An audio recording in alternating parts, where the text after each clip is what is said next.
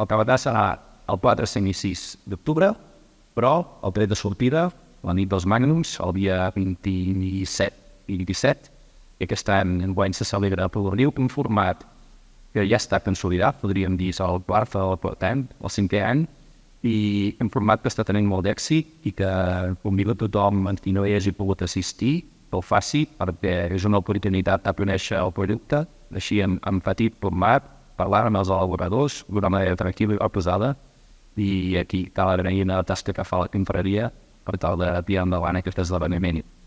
Una de les idees que els volem transmetre nosaltres des del municipi, des de l'Ajuntament, és que nosaltres som la capital del cava.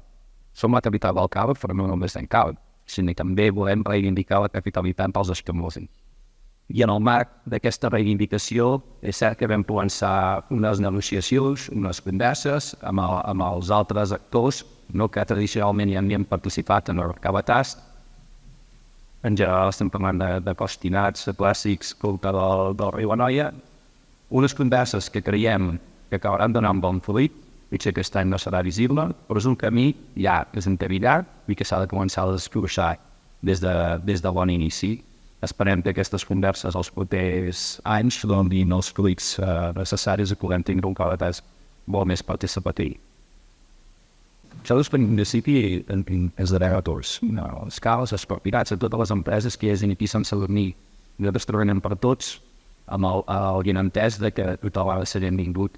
Amb una mostra, perquè al final, veient tot el context que tenim, això del canvi climàtic, fa pocs dies presentàvem la iniciativa de la comunitat de regants. És una mesura que fa el sector per tal d'intentar ja no salvar les collites, sinó salvar el que són les plantes, que estan arribat a una situació que hem vist que es mourien moltes vinyes. Doncs en aquest context d'emergència climàtica, tal que el sector estigui obrit, no només la part elaboradora, sinó la part viticultora, l'administració, etc. Hem d'anar en bloc, perquè l'emergència és greu. Per tant, totes les iniciatives que vagin en aquest camí, en el de buscar el nivell del sector, a nosaltres sempre ens seran benvingudes.